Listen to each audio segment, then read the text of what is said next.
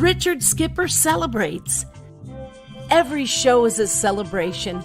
Each show, Richard delivers the artists you love, showcasing what makes them unique. Never gossipy.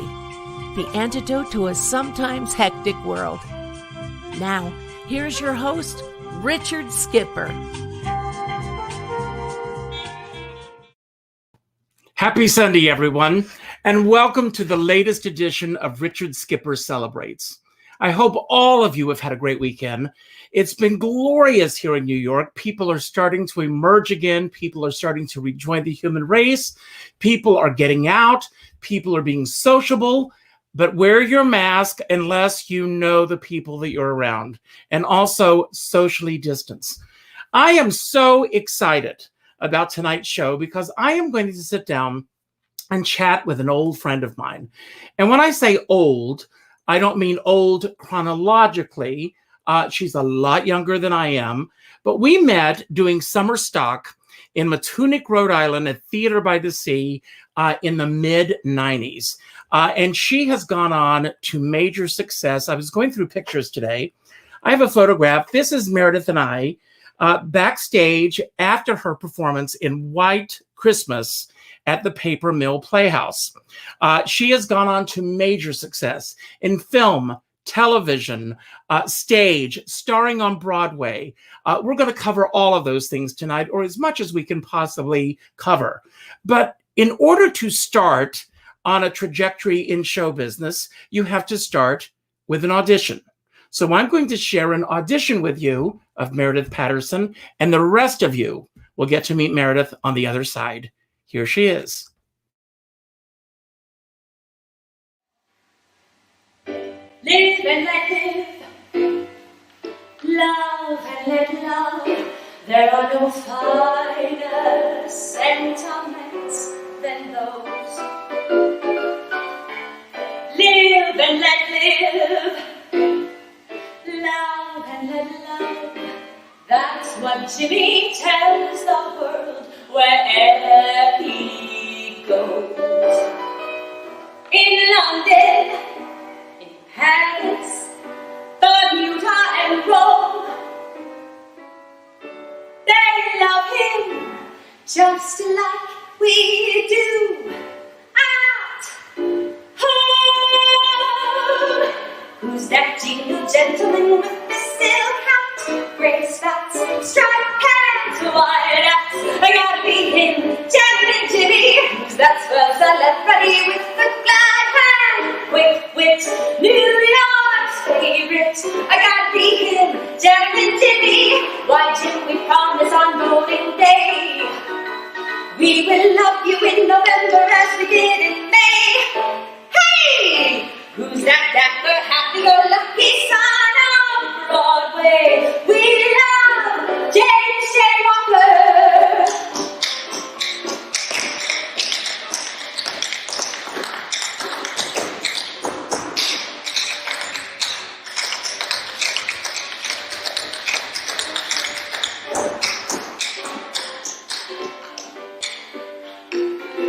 Why, he's as graceful as Fred Astaire. He's the man who kept the subway at a 5-cent fare. So there! Who's that dapper, happy-go-lucky son of Broadway? We love James J. 'cause underneath Manhattan is just a synonym for generous gentleman. James J.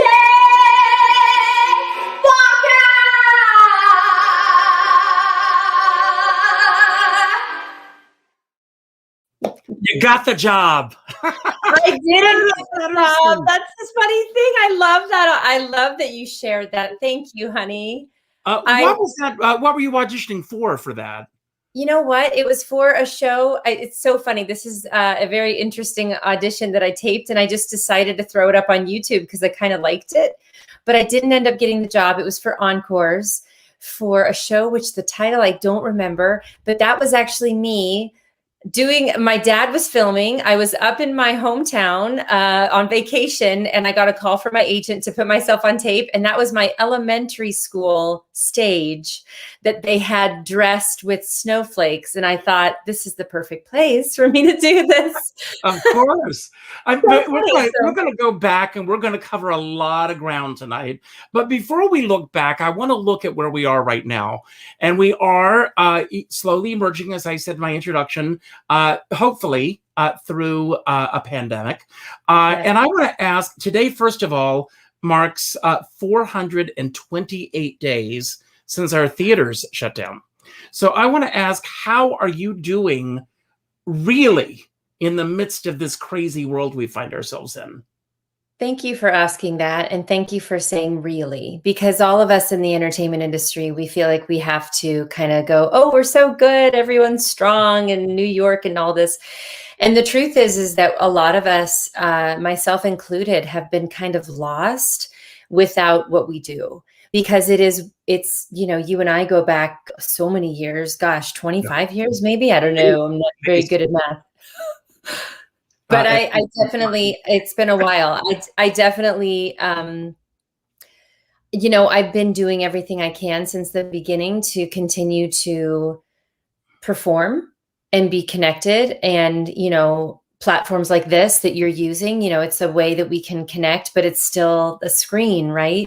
Mm-hmm. It's not that feeling of being on stage and the feeling of being in the audience. Those of us who do live theater, we love both. We love to watch, experience, and then be on stage. So I've been missing that desperately, but I'm a very positive person. So I've been doing all I can to stay happy and positive and just really thankful that I'm alive. It's really that simple. Yeah. Well, for me, and I know that you will agree with me, you've known me a long time. For me, it's about that audience. And I am not ready to go back and perform live on stage personally because of the fact that the audience will still be wearing masks. I want to see their faces. I want to see their expressions.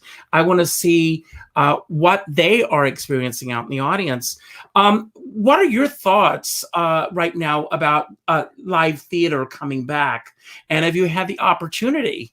You're not in California anymore, are you? I'm not. I'm one of those displaced artists, and we moved to Montana. It's such a random place. I have to ask you, why Montana? So really briefly, my friend who I did 42nd Street with in New York, Luke Walrath, and his wife have lived here for 16 years. They have a beautiful theater, the Alpine Theater Project. And we've been coming here, my husband and I and our kids have been coming here for the past 2-3 years, even though I've known about it forever, to come and do Broadway summer camps. And we did that last year. It was one of the only times we were able to do anything on stage. We had an outdoor theater in this gorgeous town. And, when we left, our kids were just so happy here. They have lots of friends here. It's a lot less expensive to live here. So we decided to pick up and move. And we decided more so to move to be in a simpler place. What we do, we don't really have to be in Los Angeles or New York. We do a lot of concerts. My husband's with the Trans-Siberian Orchestra. Yes. So he's able to fly anywhere. He also has a concert company called Here Comes the Sun, where he does a Beatles concert, which is incredible. And, being in the business as long as we have, like my agents are like, we'll fly you down for a TV show. Or if you happen to book something, we can relocate you again. We're such gypsies, and moving is not as stressful to us as the rest of the world, probably. So we just moved where we were happy, and we have been so happy here. We are so lucky. So now, it's good. I know that you're originally from Concord, which is in the Bay Area of California, which is, I think, from my perspective, metropolitan as well. Where is your husband from originally? He's from, he was born in Alexandria, Virginia, not the Walking Dead city, although it is. He's from the Washington, D.C., Maryland area. So he's a Southern boy. And I'm from, the Bay Area, which was farmland when my parents have been there 60 years. So it was farmland. It was not the booming place that it is now, but it is definitely a really cool place to now visit. I visit there a lot.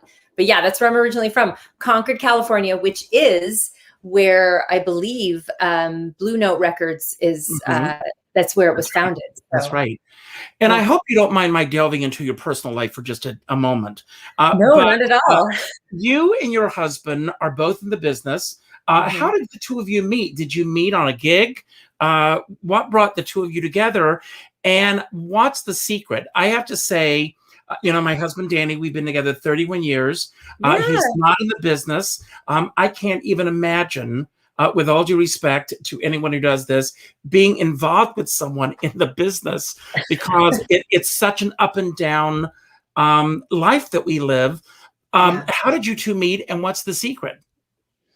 Oh gosh, if I knew the secret, I probably would be a millionaire, but I don't. I honestly, he and I met on a show. We met doing Grease, and I was Sandy and he was Kanicki, not Danny, even though he looks like a Danny. And it is, this is my second marriage, and I always say it's better the second time around. And he and I first marriage as a rehearsal. I was married young. So this is the real life situation. And the truth is that what I had married an actor the first time, and I thought, well, I shouldn't do that again because of everything you said. But also it's just, we are different people in terms of being artists. And for you to have found someone who gets you and understands you and is not in the business, that's more of a rare thing. That's me. I would ask you working on that. Because the truth is that, he and I, my husband, Destin, and I are just we get each other. We're so similar. We understand each other's passions, but the monetary part of it is scary because we do have ups and downs in the business. I don't care how successful you are. You have the ups and downs. You have the, insecure feeling of COVID or not, pandemic or not. Are you going to work again? So it's scary, but those things can be countered with side hustles and other things like that. And, but I think it's really just having a mutual respect, mutual love. Obviously it starts with love and friendship. And, I've never met anyone like my husband and I've never gotten along with anyone like my husband. So there's that. I'm lucky that I found him at all. I love in your bio that it says your favorite productions are your two sons. Yeah, they are. And I love the photographs when I see them, and I see there's such joy and love in that. But we're going to talk about you for a moment. I know I'm the oldest of four. You are the youngest of four. Yes. And you dreamed of being in show business. You started dancing when you were 3 years old. And tell us a little bit about your parents. Obviously, they supported you. And I mean, I love the fact that your father even filmed your audition for encores. So it's great. Even in my 30s, he's still helping me. That's great. So, but it's one thing to be doing, classes and local theater and everything. It's a completely different ball of wax, and you go to your parents and say, this is what I want to do with my life. What was their initial response to you when you went to this?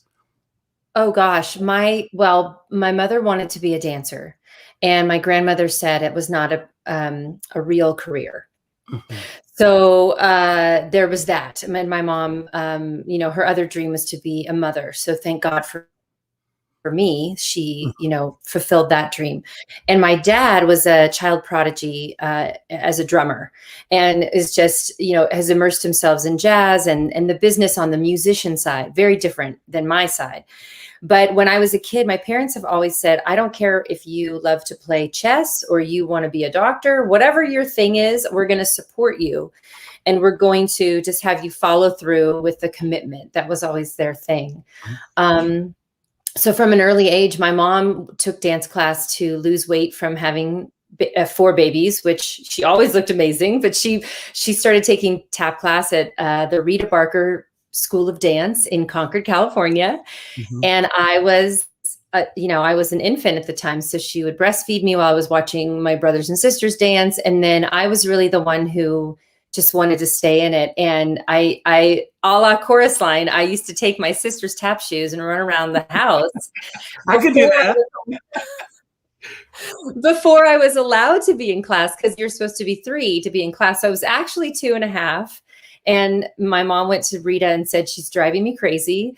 We have to put her in class. She really wants to take class. So I was in my sister's class 6 months after I started at 3 years old, because the teacher said, I don't know what else to teach her. So I was kind of off and running, and I was really pulling my parents along. My parents were very, very supportive. And my grandmother, I found out years later, paid for a lot of my dance lessons and a lot of my shoes, because you got 4 kids, it's expensive. And I actually did some really, I did a podcast episode on my podcast, Confessions of an Actress, with both my parents. And we went through all these questions, because it was something that I really wanted to have the parents that are out there of artists really get those questions answered that you're talking about, because it's hard to raise an artist. It's hard to have somebody who has the insatiable ambition that I have always had. I almost look at it as a flaw, because there's so much drive in me. Even I'm still, glad you said that. I agree with that. I've often said for myself, I don't know which is a better path, to have intense ambition, which is all consuming, or to have no ambition at all. And trust me, I know a lot of people who have no ambition. And I even ask people, are you ambitious? Or were you fortunate enough with the circumstances and being at the right place at the right time? Obviously, you had all of those elements in your life and career. Thank you. I think sometimes the ambition, and thank you for saying that, is kind of, it is exhausting, because especially if you come from a small town like I do, where my parents kind of were looking through the yellow pages to find what to do with me half the time. I find it's much easier now for the kids who are so ambitious, because they have platforms like this, they have social media, all those things. I did not have any of that when I was a kid, but it's definitely something that I know a lot of people who are very talented, who have no ambition, and either it's going to fall in their lap because they are doing something on social media and it just happens to come to them. And I really think that they would be fine if they didn't do it. And I always say, when I do master classes or anything, like, is this what you really can't imagine yourself doing anything else? Like, because there's so many people like myself who are just insatiable with their work ethic and auditioning and all of it. But there can be people who are like me, who aren't as talented, but just have that work ethic and that drive, and they will work to themselves to the bone to get the opportunity to do it. So I think it kind of works both ways. I think there are the people who, for me, I feel like it's easy for them, like, because they're just so incredibly talented, and they're like, meh, I guess I'll do it. And you're like, no, I would just kill for, that easy. But it's never really, as much as the outside appearance may seem, to me, it's never really felt very easy. It feels like it's been a long haul, but a good one, a marathon, not a sprint, if you will. Well, pandemic excluded, has it felt over the years that it's gotten easier for you, or is it still as difficult? Do you feel that you're now, because you do have, I refer to it as a body of worth, and you have this body. I love that. Well, you definitely have this body of worth behind you. So do you find that because you've got this body of worth, and unfortunately in this business, it doesn't always stand on its own merits, that you have to continuously prove that you can top what you previously have done? Where do you fit in on the spectrum of all of that? Oh gosh, I really try not to dial into that too much, because it's hard. It's exactly what you said. It's a body of worth is really something that I think people should change that mindset, because you need to think of yourself as all the stuff you've done is you are worthy. I am coming from a place of having a resume. Yes, I can get in the door sometimes, but sometimes I still can't. Sometimes I'm really having to still, I just did an audition for a film where I have to play a character that is completely different than myself. And I feel like I'm constantly trying to push out of that box of being the 1930s, 40s, 50s characters that I've always played, which to me, it's I call it levels of frustration. Mm-hmm. Everybody's got their level. And even friends of mine who happen to be, Emmy Award winners, Tony Award winners, all of those people have their level that they're still trying to break through. And what I try to do is go, I'm not going to play all those games with my brain. I'm just going to show up and do my best work and then let it go. And that's it, because all that stuff is kind of for my agents to figure out. And that's that's great. It's kind of the way to keep your mental sanity. Otherwise, you're just going to be trying to figure out, how can I top myself? What can I do next? And then you miss out on those present moments in life with your friends like you or my kids or any of those things where the business is fleeting, right? It's not really real. Like it's real, but it's not. And so all of the things Liza Minnelli says, in a moment it's gone, just like that. Yes. It's gone. Yeah, and so enjoy it. Yeah. Yeah. Enjoy in the present moment. That's all I was kind of going for. So as a little girl growing up in the Bay Area, did opportunities start coming your way, or did you really have to work to find those opportunities? I love the fact that you say that your parents were looking through the yellow pages to find, the right opportunities for you. When did the opportunities start coming your way? Oh God, I found them. I definitely, because like I said, imagine, you're in it's not that small of a town, but it definitely was not anywhere near Broadway, or it was near Hollywood, but it was, it's like, how do I start? What do I do? And my parents were, just really trying to get me into the best training that I could. And I had my mentor, who is a Broadway actress and dancer and singer, Lois Grandy, who happened to have the Performing Arts Academy in Alamo, California. And she's the one who really helped me and shaped me and really gave me the New York experience of a teacher. Because when I showed up in New York, and that's where she said, you should go to New York. Like, I know you want to be on TV and film, but New York is where everybody goes, and all of the, you can make it there, you can make it anywhere, all that stuff. And she really prepared me work ethic wise to handle New York, because I think I would have been swallowed whole if I showed up with the, hi, everybody, I have a little song and dance for you, as opposed to, I'm ready to go. I'm ready to star on Broadway. Let's go. Let's show up with every detail worked out and every bit of my technique as polished as possible at 18 years old, which is when I moved. That's so yeah, as well. Yeah. And same thing, I had a mentor, Florence Epps, and what she instilled in me, is still here to this day. But I know that before you got to New York, that you did tour as a teacher.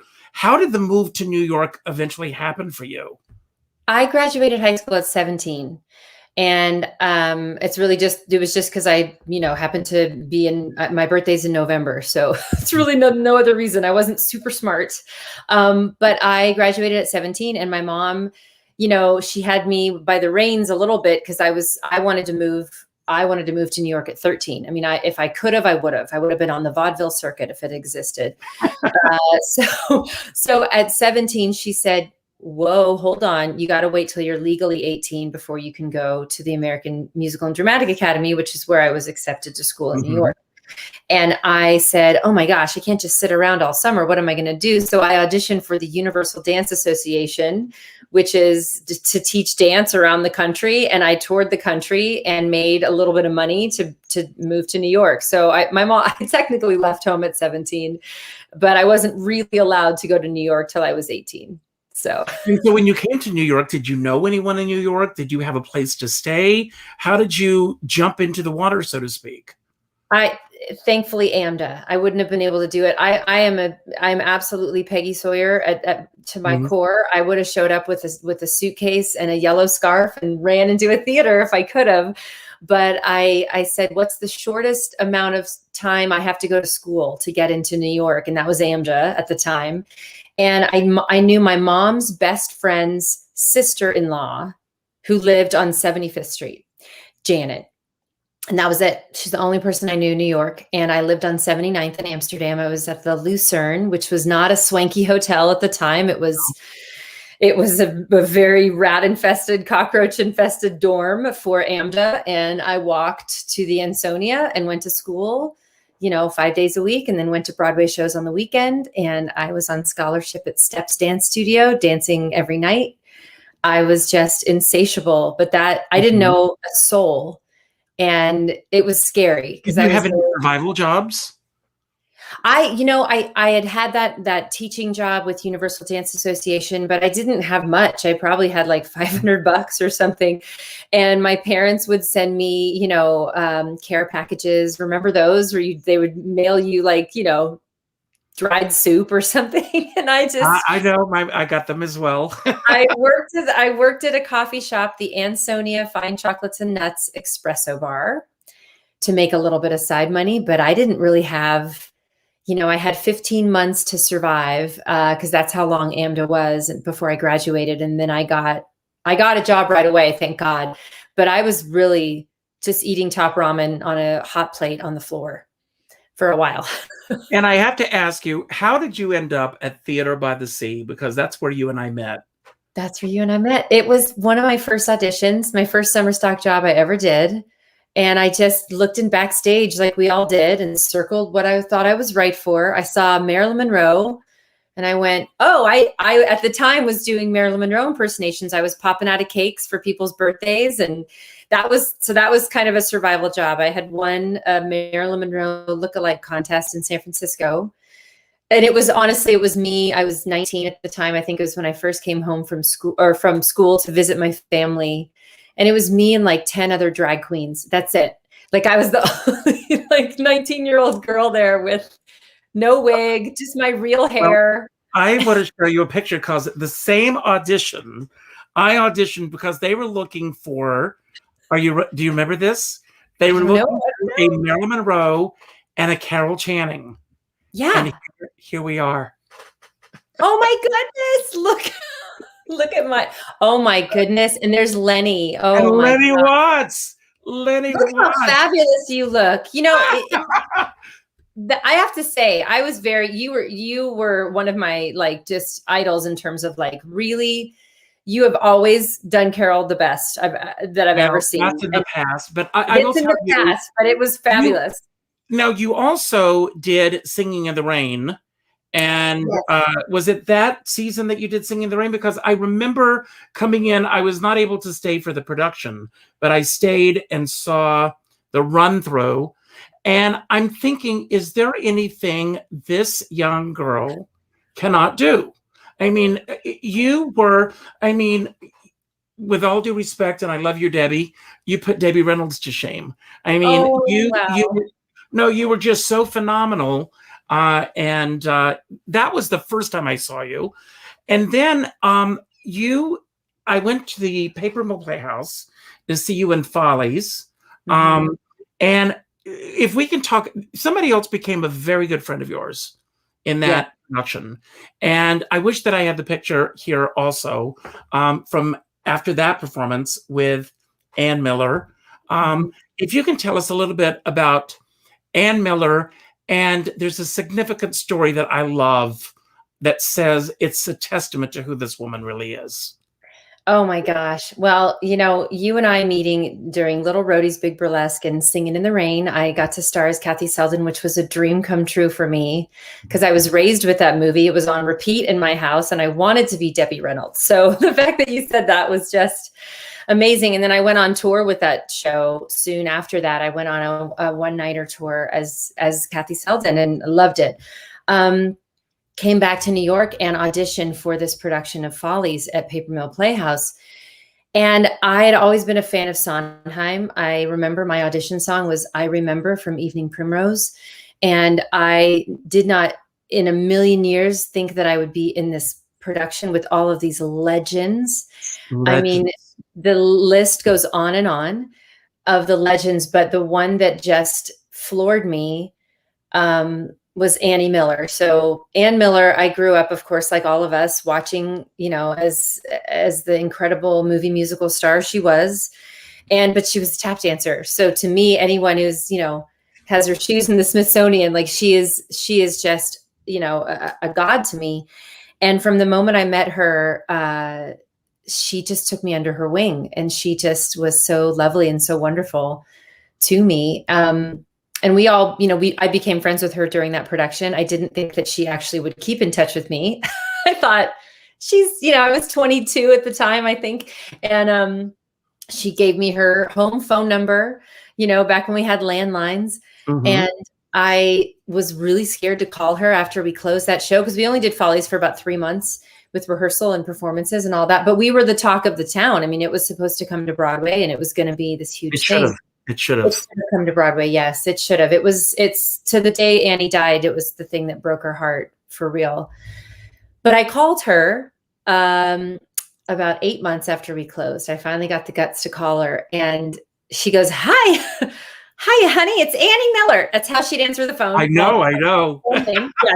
Yeah, like I could just imagine her with her hand doing this or like this. Mm-hmm. But she would answer the phone, and we just would talk about everything. And we would talk about, just, any story that I asked her about, she would tell me, about her partying at the Hertz Castle with all of Hollywood, and just amazing things. And then the story, which let me know if I'm wrong, but the story of her coming to see me. That's it. That was the first call I ever made from my dressing room when I booked my first Broadway musical, which was 42nd Street. And I was in the chorus. I was the understudy. I took over 3 months after we opened. And the first person I called to invite to the show, besides my parents, was Ann Miller. And I called her from my dressing room, and she called me back, and she said, "Honey, I heard you're starring on Broadway, and I'm coming out." And she made a plan to come out to see me.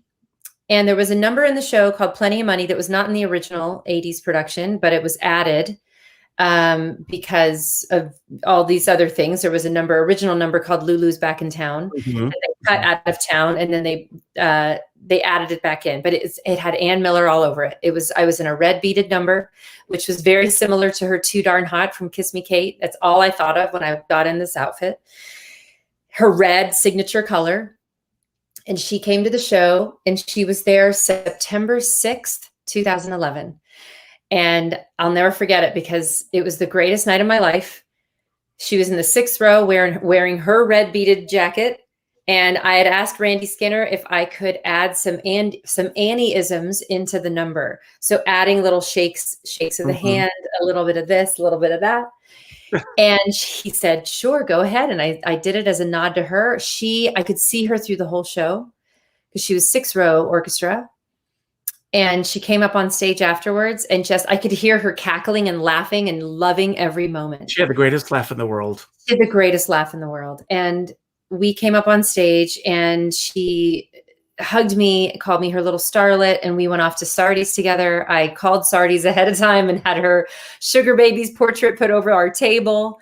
It was the greatest night of my life to be able to tap dance for Ann Miller on Broadway. And I saw you in this production, again, phenomenal. But I remind everyone of the date once again, because just a few days later. So I took over the role August 19th, 2001. And Annie came out and saw the show September 6th. And that weekend, the end of that week, I decided to go take a trip to Maine to just kind of relax, because it was, a beautiful weekend. It was beautiful weather, and I had Monday off, and we drove back on Tuesday morning, September 11th. And I heard everything unfold on the radio, which I think was a gift, because I am a very hypersensitive person to visuals.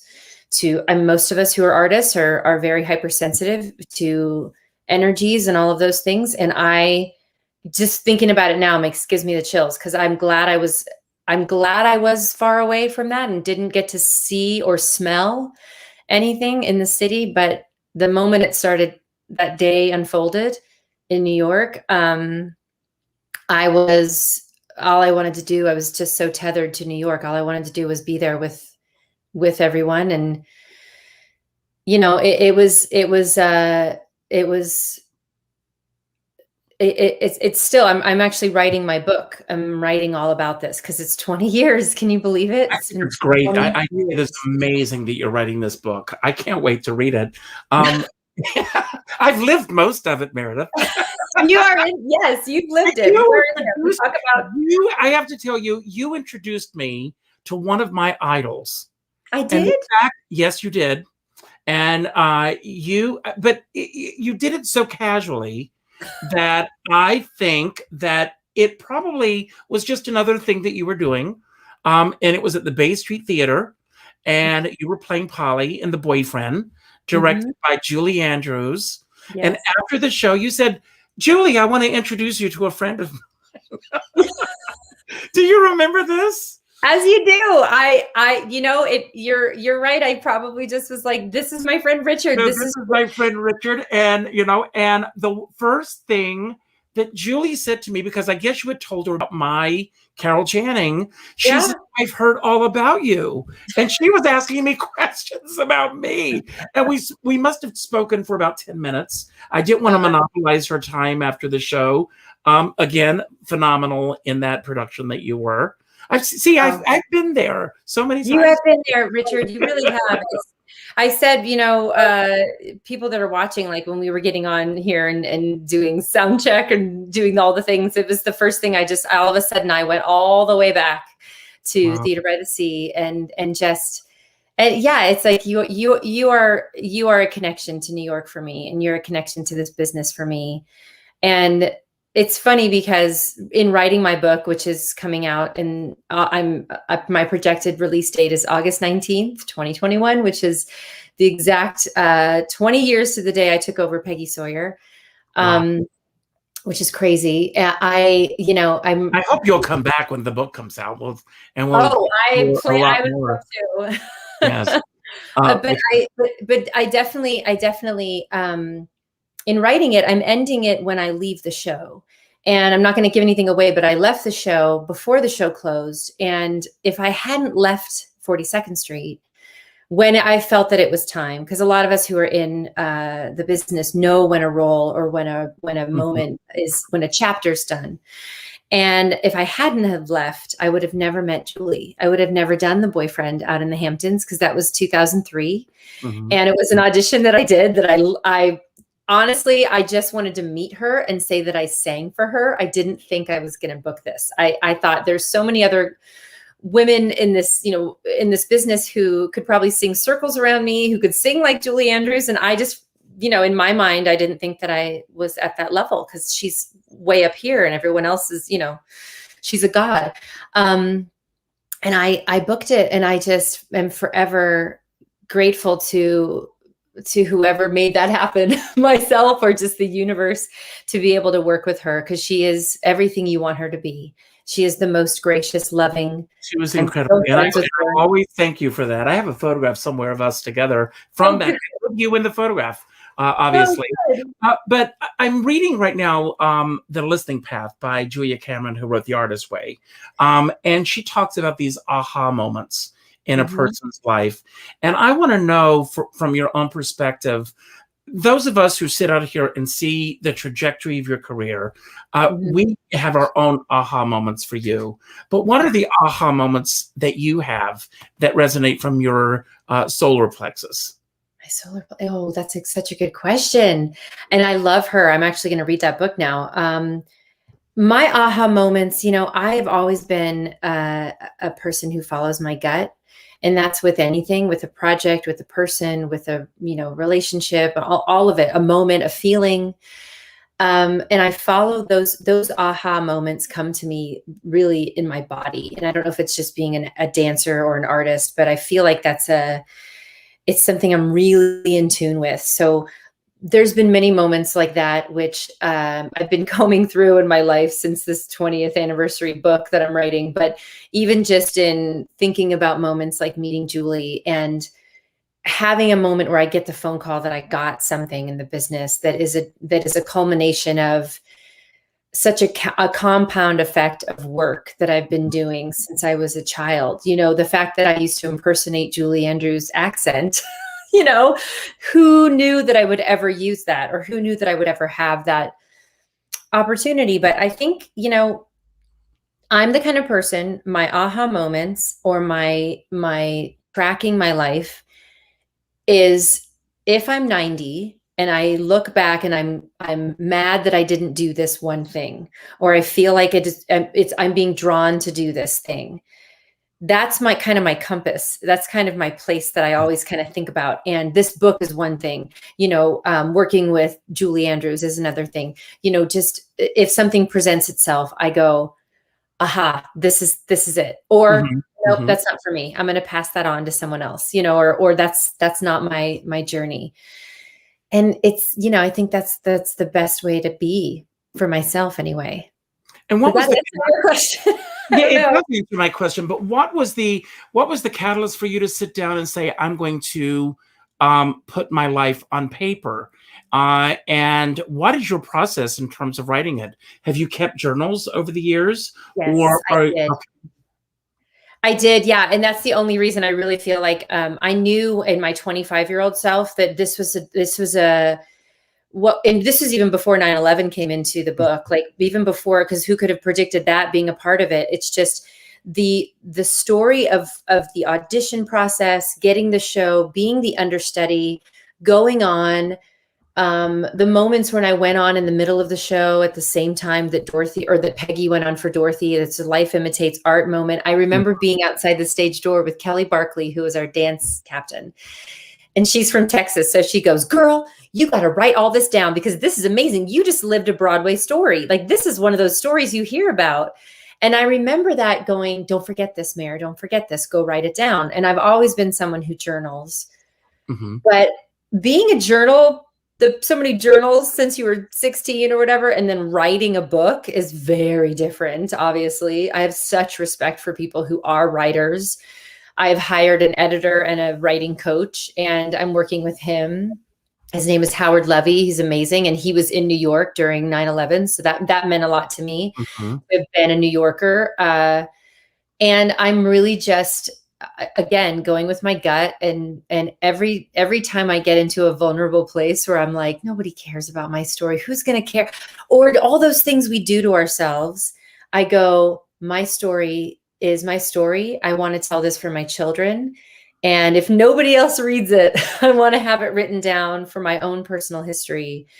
But it's a process. And if you know me and my work ethic, I'm going to go all the way to the end. So I know you absolutely. Well, I mean, your editor who's coming in this, I mean, how proactive is he in terms of what should be left in or what should not be left in? Obviously, when you're trying to put your life on paper, you can't put every single moment. It's those aha moments again that you decide to share with the world. Are there moments that are difficult for you to go through again, such as 9/11?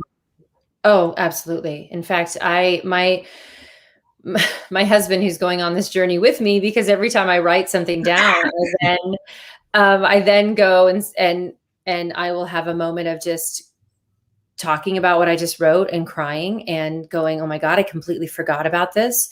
Or I don't, you know, and to my editor and writing coach's credit, he just said, put everything in there that you feel is, he was actually very complimentary to those of us who are not writers.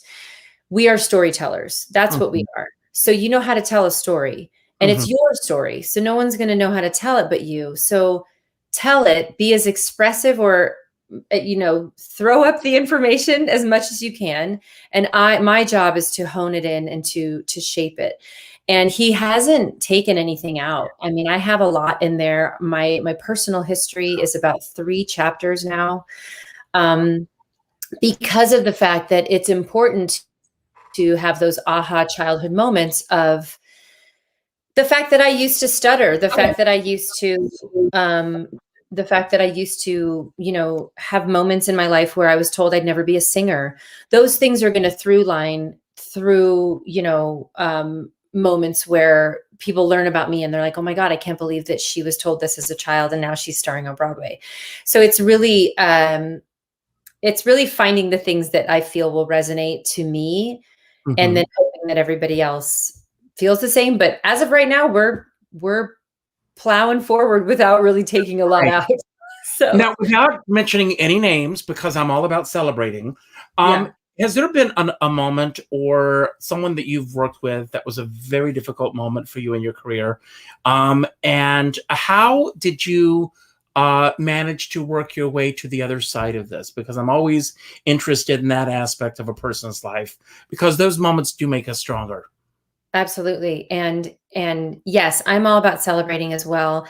I do tell a lot of stories of people in my book. There were 3 people that it's kind of like a triad of people that were difficult for me and to me. And In the business itself, or in the on business, okay. 2 in the business, 1 in my personal life. And the truth is that I allowed it. That's the thing, is that those of us who are in the business, we have difficult people we work with, but so does everybody. And it's really, you teach people how to treat you. And that's really the lesson that I'm learning in writing all this out. We're back when it was happening, I was like, why is this person being mean to me? And I allowed my energy to suck that person in closer and try to figure it out. And it's a therapeutic thing to write about this now, but you allow people's energy in, and you also allow people to treat you a certain way if you don't set any boundaries, or you think you have to be nice to everyone. I think in my, that's kind of the long and short answer. Well, my way of looking at it is, first of all, my grandmother used to say, what people think of you is none of your business. Yes. And Carol Channing once said to me, for every person who likes you, there are an equal number who don't. Accept it. So I realized that for whatever reasons, it could be jealousy. It could be just they don't like my hair color. They don't like this. They don't like that. You have no control over that. But you do have control over how you respond to it. And there have been those moments in my life too, Meredith. And I just wonder, you went through this at an earlier stage in your life. Have you reached a point where you say that's unacceptable to me now? Oh yeah. Yeah. I also don't give it much thought. What other people think of me is none of my business. It's really true, because not everyone's going to like you. And, it is just how the world works, and that's okay. That's what I teach my kids. Like, you have to know that you don't have to make somebody like you. And I think that's what I was always trying to do as the very Pollyanna person I am. I'm always like, why doesn't this person like me? I'm going to spend all my attention trying to figure out why. And I'm not going to be paying attention to all the wonderful people in the world who do like me and are my friends. Exactly. That's it. Yeah. And it's something that I think I just don't do anymore. I don't do that. If someone's difficult to be a friend with or be around, or difficult to work with, I will work with them. I'll be in the same room with them, but I won't engage. And it's so freeing to be able to do that, because there is so many more people in my life who are lovely and wonderful, and like yourself, who I've known forever, and, who I'm just like, why do I not give them my energy and attention, and give all the people who, are not the nice people, the energy and attention. So yeah, it's really just unplugging from that. I want to talk about some of the iconic images that have surrounded you in your career. And they are, think about this for just a moment. Debbie Reynolds, starting out, Yes.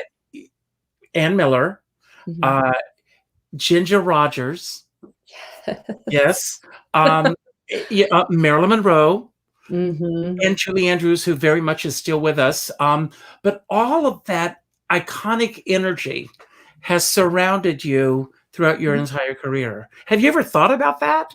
No, God, it's going to make me cry. I didn't know. I've never thought about it that way. And it's funny because it goes to your perspective, what you were talking about.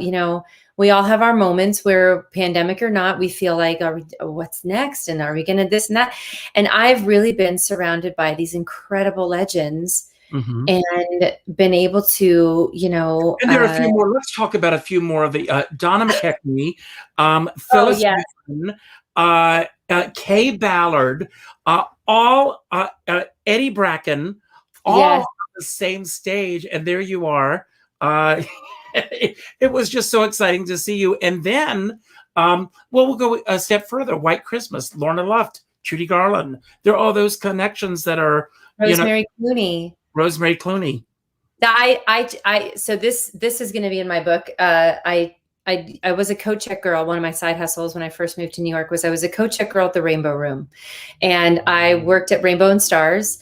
I was part of the guest services. So Bismarck Irving, who is still oh my God, I love Bismarck. So, yes. so I love him. I'm still Facebook friends with him, and he actually was the in charge of Rosemary Clooney's show at Rainbow and Stars.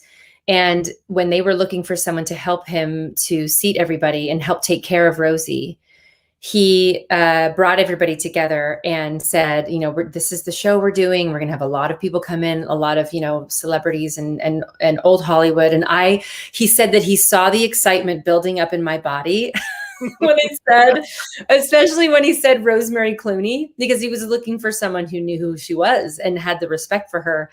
And so I was picked on the spot to be her person to help her walk from her dressing room to Rainbow and Stars.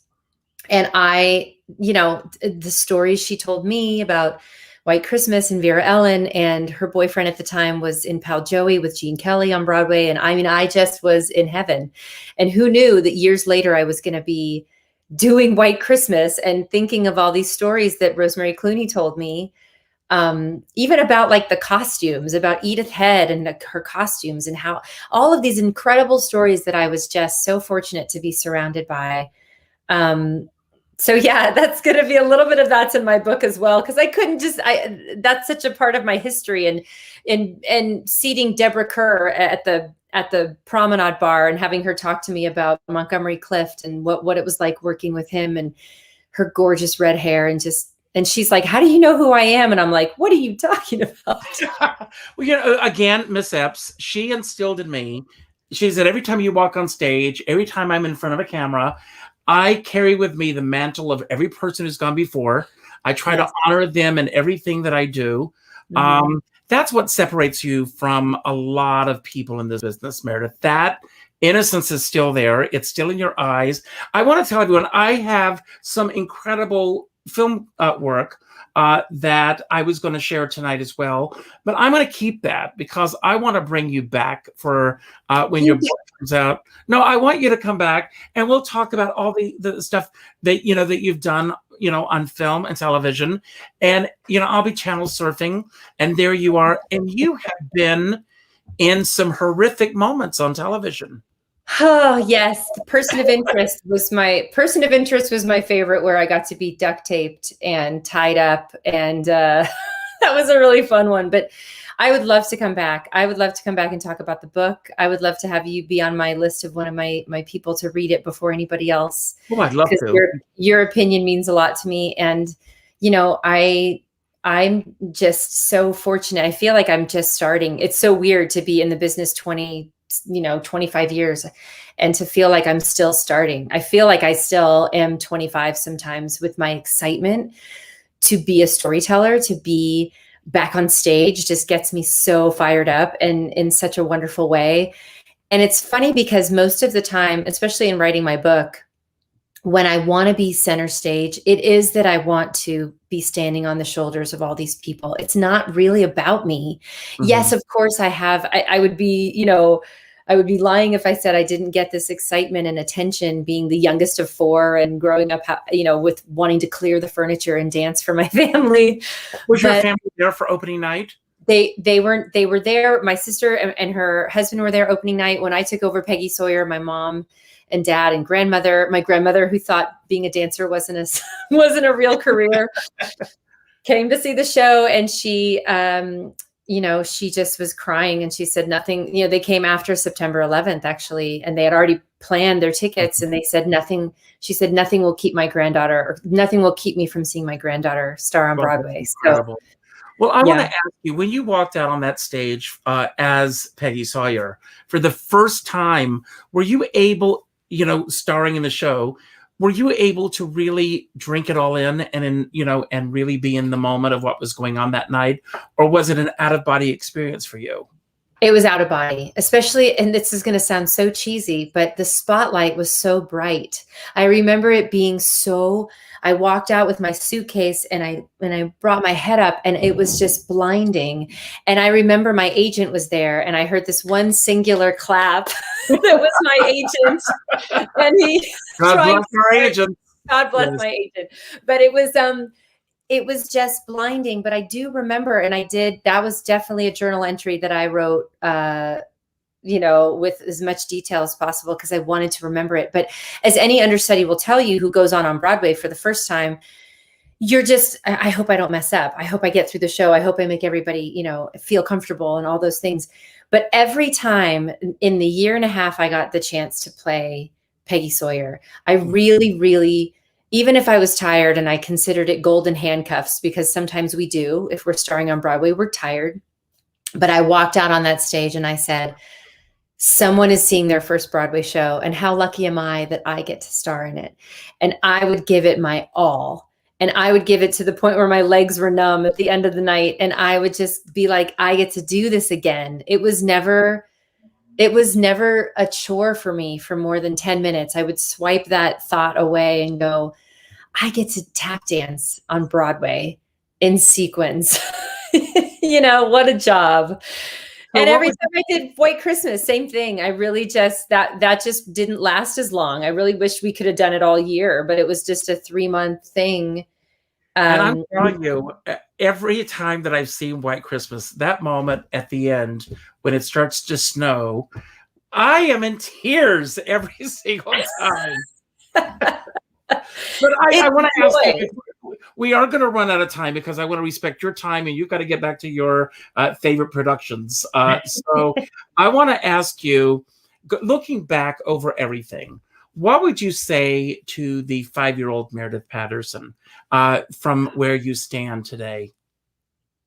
I would say you did it. You have the life you dreamed of. I mean, I really, it's amazing, because, it's all hitting me right in the heart, because I've been writing all this stuff down and talking to my 5-year-old self, talking to my 25-year-old self.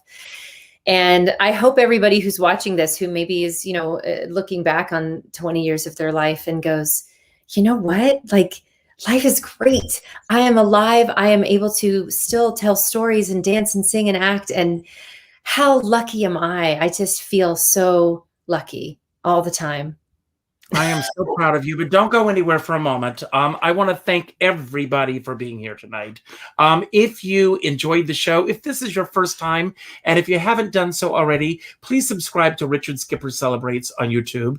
Hit the like button. Leave us a comment. Meredith and I, we both depend on those comments. Let us know what you thought of tonight. And as I said, we will have her back when the book comes out. I want to thank you all for being here. I always end all of my shows by telling everyone to go out and do something nice for somebody else without expecting anything in return. Go to your Facebook friends list. Go to the 7th name that pops up and reach out with a phone call. Not an email message, not a text message, not a private message, a phone call. And let those people know what they mean in your lives, because this is it. It can change like that, as Liza says. And a dear friend of mine says, we're all in this together, but we're not in the same boat. But I say, if you're going to be in a boat, make sure you bring a skipper along. Think about that for a moment. So anyway, I am actually going to leave the screen, and I'm going to give you the final word. You're going to have the platform to yourself. Anything that you want to say about anything that we talked about tonight that you want to build upon, anything that we didn't talk about that you wish we had, or just any message that you want to put out to anyone who's watching right now? And Meredith, your body of worth is always celebrating. It's always worth celebrating. I love you. And now, thank you. I love you too. Thank you so much, Richard, for having me on the show, and everybody that's watching. I want you guys, to really always think that what you dream and what you want in this world is possible. I have had, actually, I didn't say this when Richard was on, but he has a believe sign, and I have a believe rock that I have had since I moved to New York when I was 18. And it's really something that I always look at and I think about, believe in yourself, believe in your dreams, believe that you're worth it, and believe that it's possible. And I thank you so much again, Richard. I will be back when my book is out, and I love you. And as I say on the end of my podcast, have vision for what you want and be grateful for where you are every single day. Thank you.